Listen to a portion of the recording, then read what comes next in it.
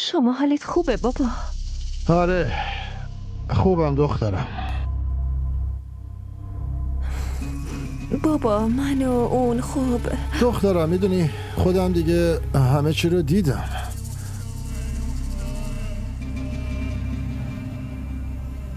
شما انگار حالت خوب نیست. میخوای بریم بیمارستان؟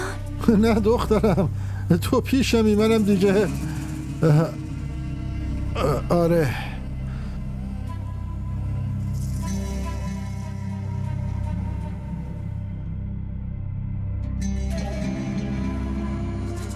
ببینم اینا چی فکر کردن.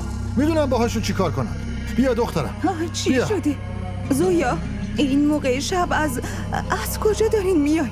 اونجا با تو این کارو میکنن ها؟ چی شده؟ چرا اینقدر بیحاله این؟ بابا حالشو ببین، حالشو بپرس، همینو دارم میگم. خب دخترم بهم بگو چی شده عزیزم؟ کتکت میزدن؟ آره همشو تو تلویزیون دیدم. برای چی به من نگفتی؟ همه چیو به مامان گفته بودم.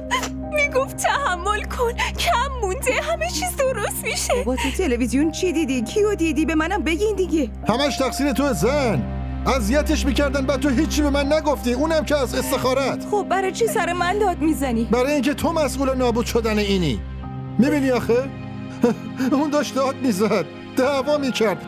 منم نمیتونم تحمل کنم به هیچ وجه که یکی با بچم اینطوری رفتار کنه. من تا حالا کمتر از گل به دخترم نگفتم. بعد اون چی فکر کرده؟ پدرشو در میارم. اون چی فکر کرده؟ میکشمشون. آدم بی همه چیز. حالت بد میشه، آروم باش. دخترم برو برای بابات آب بیار، زود باش. خودتو کنترل کن. باشه من اعصابم خیلی خورد شده، خیلی. مامان آخه اینا چطوری رفت رو تلویزیون؟ خیلی بد شد که اونا هنوز از این موضوع خبر ندارن. اگه از طلاق خبردار بشن که اصلا این ظلمو تحمل نمیکنن. مامان سنم هر کاری میکنی این قضیه رو مخفی کن. من چی کار کنم؟ همش دارین به من میگین. این خیلی مشکل بزرگیه مامان، هیچ کاریش نمیشه کرد. همینجوریش هم زویا رو خیلی این میخوام. خواستن خیلی برای عدنان گرون تموم میشه. راز همه کتک زدناش هم فاش میشه. نمیدونی بعد از این سیلی چه طوفانی به پا میشه مامان. اگه از طلاقم خبردار بشن که قیامت بشه. من دیگه ساکت نمیشینم، برای بابا همه چی تعریف میکنم. بگو بعدش میدونی چی میشه؟ با دونستن این دروغ زنده نمیمونه. اون بیماری قلبی داره. دروغ؟ اول شما ببین دروغ و راست چیه، بعدش من چرا نگران مرگ و زندگی یکی باشم؟ چرا باشم؟ من خودم یه جنازه زندم، به جای اینکه برم اونجا بهتره خودمو بکشم. چرا چرت و پرت میگی؟ مگه دیوونه شدی؟ آره دیوونه شدم. وقتی حرفمو باور نمی‌کنی پس حتما دیوونه شدم دیگه. زویا تو میخوای با جونی دروسی کنی دیگه نه؟ برای همین بهونه میگیری؟ یادت باشه این گناه کبیره است دختر. شما میدونی گناه کبیره چیه؟ آره خب من دارم با یه مرد غریبه و نامحرم زندگی میکنم. میدونی معنیش چیه مامان؟ ای خدا، هیچ زنی با ایمانی به شوهرش نمیگه مرد غریبه. مامان چرا اینطوری میکنی؟ شما یه زن با ایمانی دیگه. آره زویا من میخوام از طلاق نجاتت بدم. من میخوام از طلاق نجاتت بدم. مامان این طلاق خواسته من نیست، منو طلاقم داده. بعدم شما که با دیدن صورت آدم و حال دلشون رو میفهمی، پس برای چی نفهمیدی؟ برای چی بهتون الهام نشد که منو طلاقم میده؟ بابا راست میگه، شما خبر داشتی، شما همه چی رو میدونستی، شما استخاره کرده بودی دونه های تسبیح تو بندازه. بگو برای چی طلاقم داده؟ زویا تو مثل بابات به من تهمت میزنی. خودت نمیدونی چقدر برای من عزیزی. دروغه، من براتون عزیز نیستم، چون اگه عزیز بودم اون روز منو نمیبردین اونجا حرف زنده داشت سنمو گوش نمیدادین. زویا تو سنت خیلی کمه و معصومی، نمیتونی تهمتای این دور زمونه رو تحمل بکنی. من بعد از این شکنجه همه چی رو میتونم تحمل کنم. این شکنجه برام بسته. سنم هر کاری میتونی بکن، ثابت کن زویا داره دروغ میگه. باید بشینم فکر کنم مامان. چی؟ مامان بعدم باهاتون حرف میزنم. خدافظ. معین امروز بابا رفته بود خونه ما. زویا رو آورده خونه. بابا زویا رو آورده خونه؟ اونم این موقع؟ من حس میکنم به خاطر زویا زندگی من به باد میره. چرا؟ مگه چی شده؟ از خاله چیزی نپرسیدی؟ ببین معین، عدنان فکر میکنه که زویا اصلا هیچ وقت نمیخواسته با اون ازدواج کنه. میگه به زور شوهرش دادن. نکنه زویا یکی دیگر رو دوست داره؟ نه اصلا اینطور نیست. پس برای چی زویا با عدنان نمیسازه؟ سر مسائل کوچیک باهاش دعوا میکنه. من که نمیفهمم چی کار کنم. زویا نمیخواد با عدنان زندگی کنه. همش جنگ، همش دعوا. تو خودت بگو، دختر باید کوتاه بیاد دیگه، ولی همش عدنان داره کوتاه میاد. چقدر تحمل کنه آخه؟ زویا اصلا یه ذره هم صبر نداره. همش داره جنگ و دعوا میکنه. سر هر موضوعی پا میشه میاد خونه.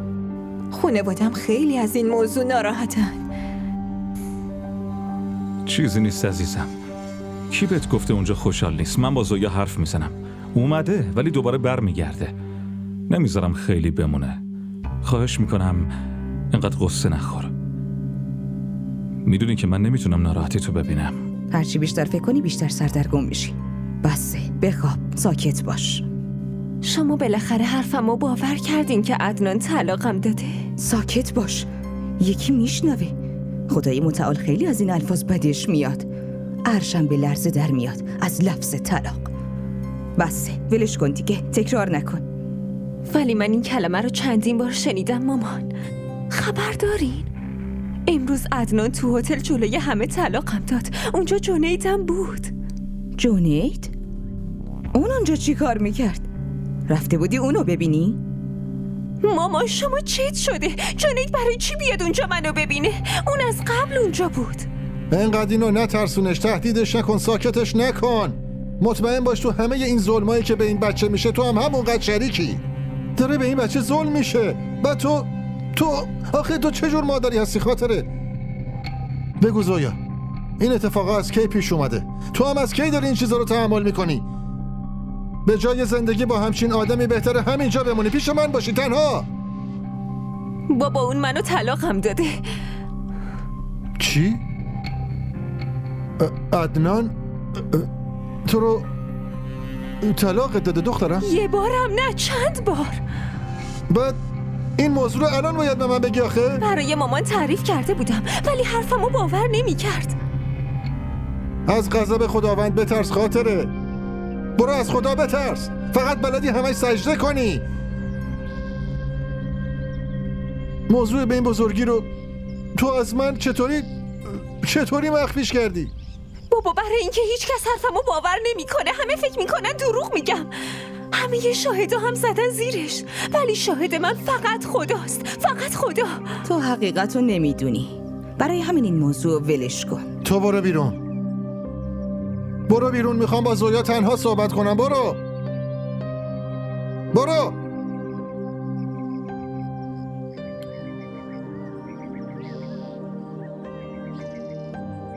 بیا دخترم، بیا بشین پیشم. حالا بگو به من کی و چطوری طلاقت داده؟ دخترم من بهت اعتماد دارم. هرچی که تو بگی بهت اعتماد دارم. به تک تک حرفات یقین دارم دخترم تو باید بیای پیشم عزیزم. باید بیای با من حرف بزنی آخه. من پدرتم آخه. من که دوست تو هستم. چطور تونستی مخفیش بکنی؟ بابا من میخواستم همه چی رو بهتون بگم، ولی مامان هر دفعه یه قسمی میخورد و منو ساکتم میکرد. دیگه نیازی نیست که به اونجا برگردی دختر عزیزم. مطمئن باش منم به هیچ شاهدی نیاز ندارم. حالا بهشون نشون میدم. وایسو ببین. خاطر اینو بگو، آخه چطور ممکنه که یه مادر بتونه یه همچین ظلمی رو در حق بچهش بکنه؟ برای اینکه من هیچ کدوم از حرفای زویا رو باور نمی‌کنم. بعد هم هیچ شاهد یا مدرکی نداره که عدنان واقعا طلاقش داده. آخه تو چقدر ظالمی. وقتی میدونستی زویا رو طلاق داده دیگه چرا مجبورش کردی اونجا زندگی کنه آخه؟ بابا شما برای چی زویا رو آوردین اینجا؟ خودت خوب میدونی که اینجا خونه ی زویاست و ضمناً اینم میدونی که اونجا دارن باهاش چجوری رفتار میکنن. مگه اونجا چی شده که اومده اینجا؟ بعدم خونه شوهرش آرامش نداره. اینو کی بهتر از تو میدونه که اونجا چه رفتاری با زویا داره میشه؟ زویا اونجا رو خونه خودش نمیدونه. بین زن و شوهر این چیزای کوچیک پیش میاد دیگه. کدوم خونه؟ مثل اینکه نمیدونی عدنان طلاقش داده. جلوی روی من رو زویا دست بلند کرده. شاید اینجوری میخوای خودتو بزنی به نفهمی ها؟ برای پوشوندن اشتباهش به برادر من تهمت میزنه. اون خودش چند بار رو عدنان دست بلند کرده. من دخترمو کامل میشناسم. زویا نمیتونه همچین کاری بکنه. قبل از اینکه به زویا تهمت بزنی برو برادر خودتو جمع و جورش کن. بابا سنم داره راست میگه که عدنان هیچ تقصیری نداره. زویا اصلا نمیخواد با عدنان زندگی کنه. وگرنه طلاقو چطوری میشه مخفی کرد ها؟ نه عمو میدونه نه خاله میدونه. آخه چطور ممکنه؟ خیلی هم خوب میشه. برای مخفی کردن یه دروغ میشه هر کاری کرد. عدنان یه بارم نه چند بار طلاقش داده. خب زویا همه داستانو به من نگفته. وقتی چند بار طلاقش داده برای چی هنوزم با عدنان زندگی میکنه؟ زویا معنی این کارو میدونه؟ من دارم میگم اون فقط میخواد برگرده و بهونه بیاره. نمیخواد با عدنان زندگی کنه. معلومه پس چی؟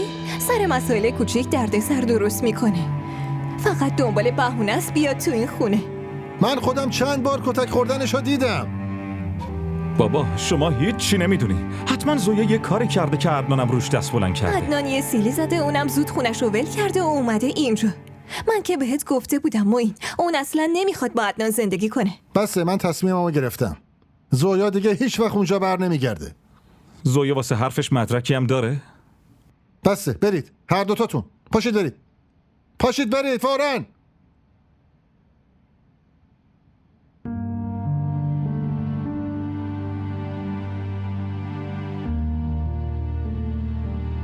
پس این اطلاعات مذهبی که داری چی میگن؟ اسلام اجازه میده که به زن ظلم بشه و بهش زور بگن؟ من فکر میکنم همین که زن بگه که طلاقش دادن کافیه. پسر و اون عروست به زویا تهمت میزنن که اون یه دروغگوه. حالا بگو ببینم استخارت چی میگه؟ این درسته یا این که غلطه؟ اصلا طلاقش داده یا نه؟ نمیخوام که این کارو برام رایگان انجامش بدی. هزینه استخاره کردنت هم حتما بهت میدم. من که هیچی نمیفهمم.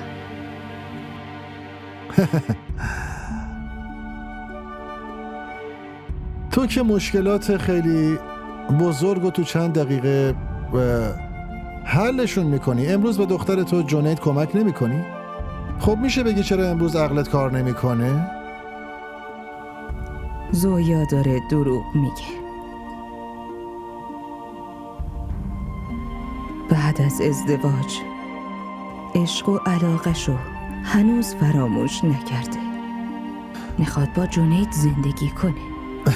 برای همینم داره دروغ میگه. چطور میتونی اینو بگی آخه؟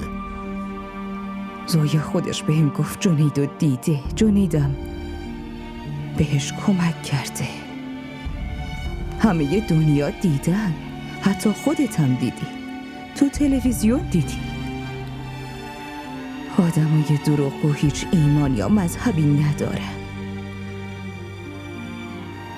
دختر منم داره همون اشتباهی رو تکرار میکنه که من چند سال پیش مرتکب شدم.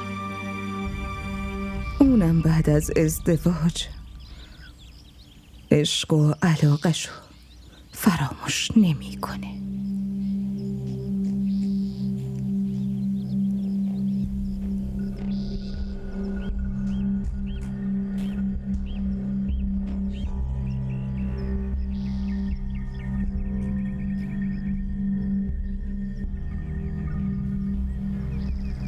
بابا من میخواستم همه چی رو بهتون بگم، ولی مامان هر دفعه یه قسمی میخورد و منو ساکتم میکرد. برای اینکه من هیچ کدوم از حرفای زویا رو باور نمی کنم. بعدم هیچ شاهد یا مدرکی نداره که عدنان واقعا طلاقش داده. زویا اصلا نمیخواد با عدنان زندگی کنه. وگرنه طلاقو چطور میشه مخفی کرد؟ نه عمو میدونه نه خاله میدونه.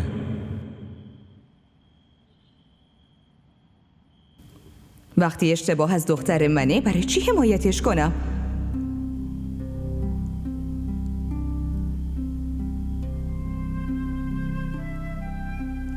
زویا داره همون اشتباهی رو تکرار میکنه که من چند سال پیش مرتکب شدم.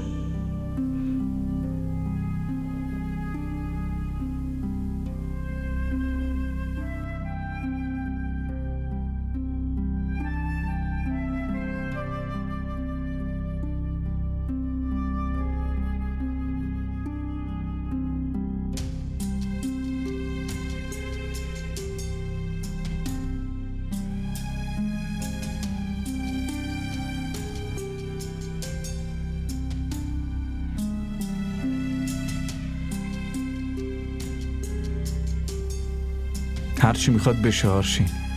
قسم میخورم من حتما شهادت میدم. نمیذارم زویا تو این جهنم بمونه. خیرت راحت. آره، این دفعه منم امیدوارم که زویا از این عذاب بیرون بیاد.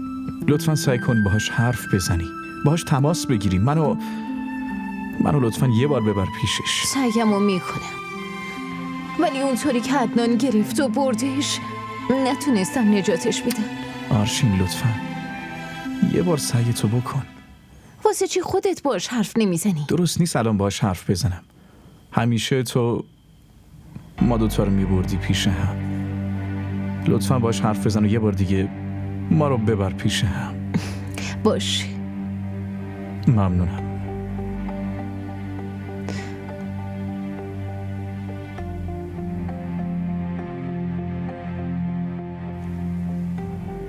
زویا داره همون اشتباهی رو میکنه که من چند سال پیش تو جوونی مرتکب شدم. بعد از ازدواج بازم دلش پیش عشقشه. من خیلی گناهکارم، خیلی گناهکارم. خدایا دخترمو به جای گناه قدیمی من مجازات نکن. دخترمو به خاطر من مجازاتش نکن. نکن خدای من.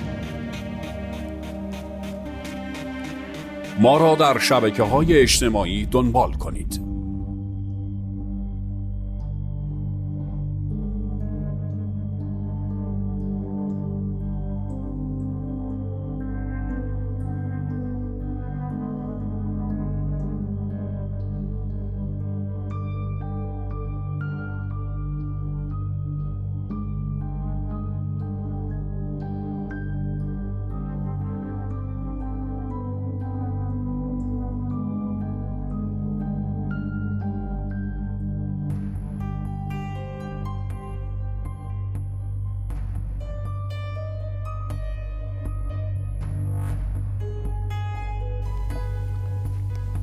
تو هنوز نخوابیدی؟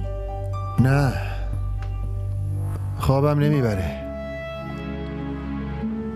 خاطر هم من میدونم هم تو داریم دوتامون میبینیمش. با چشمای خودمون داریم نابودی زندگی دخترمون رو میبینیمش. خاطره، حالا تو چرا نخوابیدی؟ من چیزی که حس میکنم و بهت گفتم. دیگه هر طور خودت میدونی. انسانم چقدر ضعیف و ناچاره.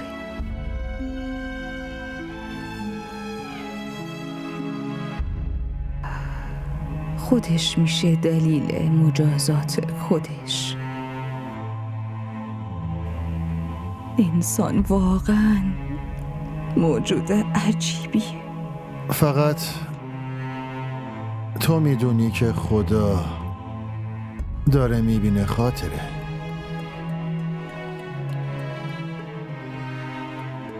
تو نمیتونی چیزی رو از اون مخفیش بکنی.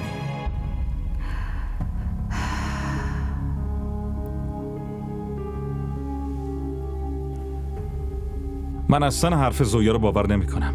آره، اگه یه شاهد یا مدرکی بود شاید باور می کردم. این فقط میخواد برای خلاصی از عدنان بهونه بیاره. همین. ببینم، یعنی تو به خواهرت اطمینان نداری؟ خب معلومه، چون این داره دروغ میگه. اصلا نمیخواد با عدنان زندگی کنه. بابا یه چیزی رو بهم بگین، عدنان واقعا اینقدر دیوونست که الکی اینو طلاق بده؟ اونم چند بار؟ ازش بپرسین تا که این نمایش ادامه داره. زندگی من و سنم داره به خاطر این نابود میشه. یه شاهد یا مدرکی داره یا نه؟ داداش، مامان همیشه خواسته های منو به خاطر تو فدا کرده. من همه چی به خاطر شماها تحمل کردم، چون مامان بهم گفت ساکت باشم به خاطر خوشبختیتون. همیشه منو برم گردونده. برای اینکه صلاح تو میخواد. مردم بشنون بهت میخندن دختر. من کاری به مردم ندارم، فقط اینو میدونم که همه چی به خاطر شماها تحمل کردم. از کی تقاضای کمک کنم؟ بگو به کی پناه ببرم؟ زویا، تو خودت هم خوب میدونی که بعد از ازدواج خونت همونجاست. بعدشم مگه چه ظلمی بهت شده که دنبال کمک میگردی ها؟ اصلا شاهد یا مدرکی هم داری؟ آره، هم شاهد دارم هم مدرک. جنید شاهد منه، چون عدنان جلوی اون منو طلاقم داد. نمیتونم شاهد و مدرک مهمتری از اون براتون بیارم. شنیدین بابا؟ دلیل اصلی همونه. طلاق فقط یه بهونه است. تو واقعا میخوای اونی که دلیل این اتفاقاست رو به عنوان شاهد برداری بیاری؟ برو شکر کن. شکر کن که اون از این عشقت خبر نداره دختر. وگرنه الان آبرمون جلوی همه توی تلویزیون رفته بود. جنید فقط یه شاهده، نه چیز دیگه ای. آره شاهد داری، اونم عشق قدیمیت. بعدشم اونم تو این دروغ تو شریکه. اینم که چرا شریک شده رو خودت خیلی خوب میدونی. داداش تو رو خدا ساکت شو، یکم به من رحم کن. قبل از اینکه حرف بزنی به این فکر کن که من خودت به خواهرتم. آبروی این خانواده فکر کردی؟ تو میخوای جنید رو به عنوان شاهد بیاری. هیچ به این فکر کردی که مردم چی میگن؟ بابا شما حرفمو باور کنید. آره، من دارم آره، بهتون میگم آره، که جنید فقط یه شاهده، چیزی بیشتر از این نیست. آره من میدونم دخترم. آره تو دختر منی، دختر منی.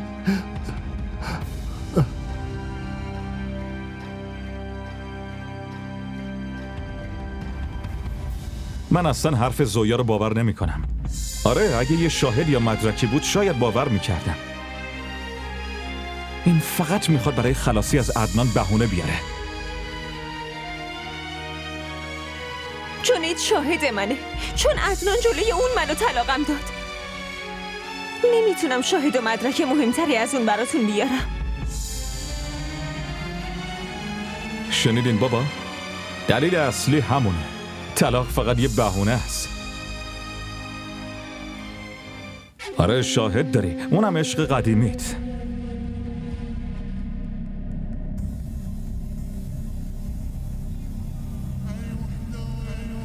بابا شما حرفمو باور کنید، جنید فقط یه شاهده، چیزی بیشتر از اون نیست.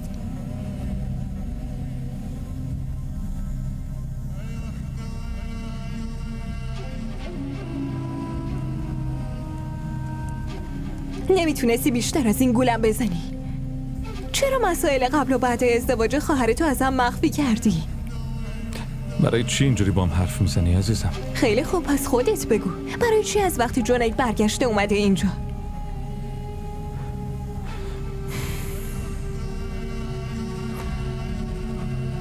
جنید هم کلاسی زویا بود. بعدم اون شب همون جایی بوده که عدنان و زویا بودن. حرف زویا هم اینه که وقتی عدنان زویا رو طلاق داده جنید تنها شاهدشه. ولی تو که گفتی اون عاشقش بوده. سنم همچین خبرایی نیست عزیزم. تو نمیدونی زویا دختر خیلی نادونیه. آره اگه خودم با چشمای خودم میدیدم که عدنان طلاقش داده شاید اون وقت باور میکردم.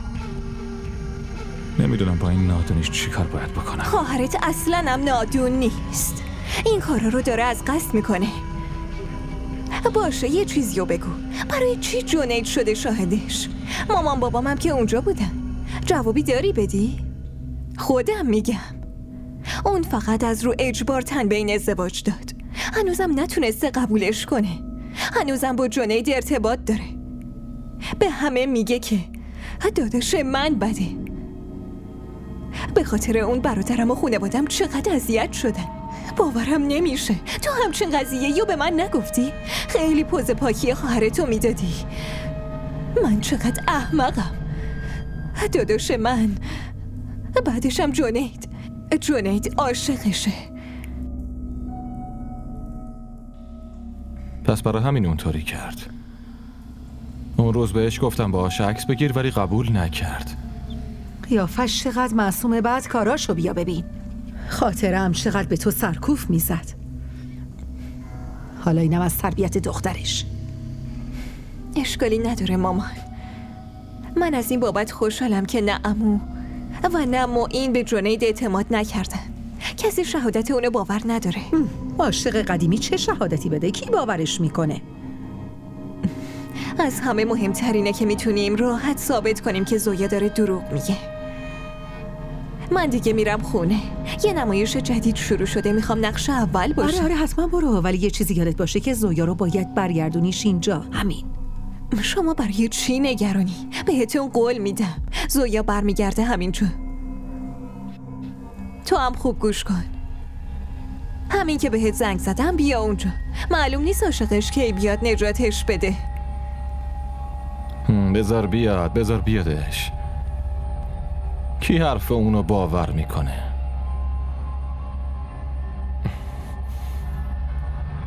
جونید تو به عنوان چی؟ به عنوان کی داری میری خونش؟ به عنوان خاصی نمیرم، فقط یه شاهدم و میرم شهادت بدم، چون زویا به شهادت من نیاز داره. این همه سختی کشیدیم تا برسیم اینجا، بازم داری میگی زویا؟ اون به کمکم نیاز داره داداش. خودم اینو میدونم جونید، ولی فقط یه کمی ببین، اما اگر نداریم، گوش کن، فقط همین آخرین باره، باشه؟ آخرین بار. بذار کارمو بکنم. بهت قول میدم یه کنسرتم از دست نمیره، همشو میرم. این کنسرت ماست، اینو بدون جونید. ببین، با چیزی که آرشین دیشب بهم گفت، انجام این کار شده وظیفه من. تو نمیتونی اذیت شدنشو تحمل کنی، ولی اون چی کار کرده؟ اون خودش هم داره اذیت میشه، خیلی ناراحته. همه میگن دروغگوه، هیچ کس حرفشو باور نمیکنه. جونید لطفاً تو فقط شهادت بده، قدم بیشتر از این بر ندار، باشه؟ جونید خواهش میکنم که یه چیزی رو راست بهم بگو. تو هنوزم به اون دختر زویا حس داری، آره؟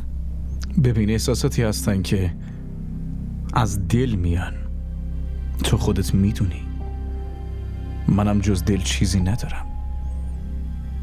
جاییم که دل باشه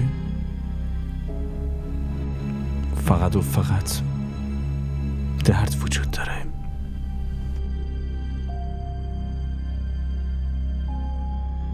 ما را در شبکه‌های اجتماعی دنبال کنید.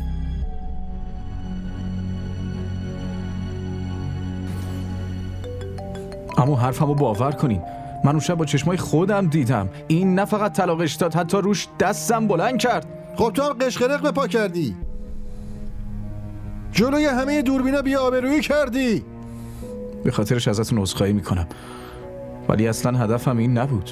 هدف تو باعث شد که آبروی ما بره. شما چی دارین میگین؟ بابا داره درست میگه. تو با حرف زویا آمدی اینجا؟ انگار یادت رفته اون روز چطور پرتت کردم بیرون. آره، یادم رفته، برای همینم اومدم.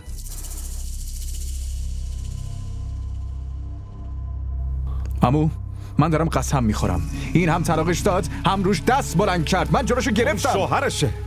این چیزا به خودشون مربوطه. تو کی هستی که اومدی وسط ها؟ چرا حرفمو نمیفهمی؟ اون اینو طلاق داده. خاله، این فقط داره دروغ میگه. همش داره طلاق میکنه. میخواد منو خانواده‌مو کوچیک کنه. من همچین چیزی نگفتم اصلا. میخواد منو زویا رو جدا کنه. بعدم ببین زویا، اگه اشتباهی کردم منو ببخش، ولی به خاطر عصبانیتم همچین تقاص بزرگی ازم پس نگیر. جلوی همه ذلیلم نکن. زویا هم تو این توطئه باهاش شریکه. میخوایی از عدنان طلاق بگیری با این ازدواج کنی؟ ببینم شماها عقلتون رو از دست دادین؟ من فقط برای یه کار اومدم اینجا، اینکه شهادت بدم، وگرنه من هیچ کاری به زویا ندارم. برای همینه که انقدر با عصبانیت حرف میزنی؟ اینکه عاشقشی و میخوای باهاش ازدواج کنی دروغه؟ سنده داشتین تهمته. اینا همش تو خفه شو. همینو میخواستی؟ اصلا تو کی هستی که تو کار ما دخالت میکنی؟ خیلی خوب باشه. شماها حرف جونیدو باور ندارین. ممکنه این یه سودی برای اون داشته باشه، ولی من چی؟ من که کاری به زویا ندارم. من خودم شاهدم که عدنان اینو کتک زد، تازه طلاقشم داد. پس دیگه چی میخواین بدونین؟ تو هم به حرف این الکی داری شهادت میدی؟ اینطوریه دیگه. ببینید عمو، اصلا اینطوری نیست. من همچین کاری نکردم. بعد شما حرفشو باور میکنید. اخلاق معتبره که خودتون میشناسید. اینا به هر کسی تهمت میزنن، کاری به آبروی ناموس بقیه ندارن. ببین، زویا زن منه، این عزت خونمه. بابا این داره دروغ میگه، جونیت اینطوری نیست. دخترم تو چیزی نگو لطفاً. برو تو اتاق، لطفاً برو تو داری آبروی دختر معصوممو میبریش فقط برای این که نتونستی اسم تو کنار اسمش بذاری. به خاطر تو دختر معصومم داره بدنام میشه. به خاطر تو تلویزیون آبرومو بردی پسر، رسوام کردی. اگه از یه خانواده درست حسابی بودی هیچ وقت این کارو نمی کردی. البته خودتم گفتی که خانواده درست حسابی نداری. تو یه بیکسی، اینجا اومده که یه سودی ببری پسر. بس کنید دیگه عمو. لازم نیست جلوی بقیه ثابت کنید که با شرفید، چون هر چی که بگید خودش معلوم میشه. درسته که من بیکسم، ولی کسی که منو بزرگ کرده یه بی همه چیز تربیت نکرده. ممکنه بیکس باشم ولی دغل‌باز و مکار و دروغگو نیستم. من به خدای ناظر و حاضر قسم میخورم که هر چی دارم میگم راسته و این هم زویا رو طلاق داده هم کتکش زده. خیلی خب دیگه حرفاتو شنیدیم. زویا خواهر منه، خوب و بدشو خودم بهتر از همه تشخیص میدم. تو هم گام شو بیرون. شیطونه میگه. بس. آره جونید ولش کن. کافیه. ما وظیفمونو انجام خواهش میکنم. جونید بیا بریم رفیق، بیا بریم. ما دخترم تو نمیدونی چی داره توی دلم میگذره آخه. من حرف تو رو قبول دارم عزیزم، شکی هم به راستگوییت ندارم. اگه شما به من شک نداری بابا، پس چرا حرف جنیدو قبول نکردی؟ به هم بگو. دخترم شهادتش حقیقت نداشت عزیز دلم. بابا اگه حرفشو قبول نداشتین برای چی صداش کردین؟ تا بهش بی احترامی کنین. این که قسمتم این بوده که ذلیل بشم، تهمت به هم بزنن، علت جنید بوده. عزیزم تو خودت تصمیم گرفتی با عدنان ازدواج بکنی. من چند بار ازت پرسیدم و هر دفعه جواب مثبت دادی و راضی به این ازدواج بودی. خب شما هم فکر میکنید علت طلاقم همونیه که داداش معین و بقیه میگن؟ آره؟ ببین زویا، من قبول دارم که عدنان اذیتت میکنه عزیزم، ولی تو به اونا این فرصت رو نده که به تهمت بزنن. اون تو رو زن خودش میدونه عزیزم، میخواد کنار تو باشه. اون نمیخواد کنارم باشه، فقط به فکر پولیه که از NGO گیرش میاد. اون از من متنفره، اون منو میزنه. دخترم تو اگه نمیخوای با عدنان زندگی کنی اون تو رو آزاد گذاشته، ولی تهمت طلاق رو بهش نزن. این حرکت قشنگی نیست عزیز دلم، قشنگ نیست. شما هم فکر میکنید دارم بهش تهمت میزنم؟ دخترم تو حتی اگه میخوای با جنید ازدواج بکنی به این زودی نمیشه طلاق گرفت که. این که بخوای پشت سر هم عقد بکنی این یه گناه دخترم، اینو خودت هم خوب میدونی. دخترم اگه واقعا نمیخوای با اون باشی من خودم اقدام میکنم و طلاقت ازش میگیرم. من میدونم دخترم خیلی عاقل تر از این حرف هست و حرف منم گوش میکنه. پاشو، آفرین عزیزم، پاشو حاضر شو، من دخترم و خودم میرسونمش اونجا. پاشو دیگه.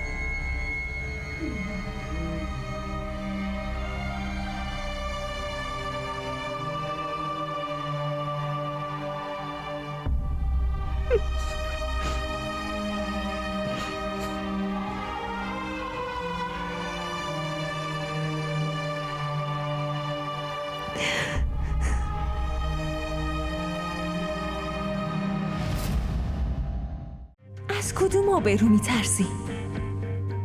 باباست که آبروی دخترشو حفظ میکنه. وقتی که بابات گذاشتتت پیش این ظالم و رفته، ظالم بازم اذیتت میکنه دیگه. حقیقتو ازش مخفی کردن، هرچی، اما اون بازم باباته. از بچگی میدونه که راستگویی، میدونه که دخترش هیچ وقت بهش دروغ نمیگه، ولی بازم آورده توی این خونه و رفته. بعد به اون آدمایی داره فرصت میده که از روز اول داشتن اذیتت میکردن، بهت ظلم کردن. بابای من اون بهشون فرصت داده و رفته، هیچ وقت بهت دروغ نمیگه. الان دیگه کسی کمکت نمیکنه، نه بابات و نه داداشت. دیگه حتی الان شوهری هم نداری. تو این دنیا یه دختر تنها اومده.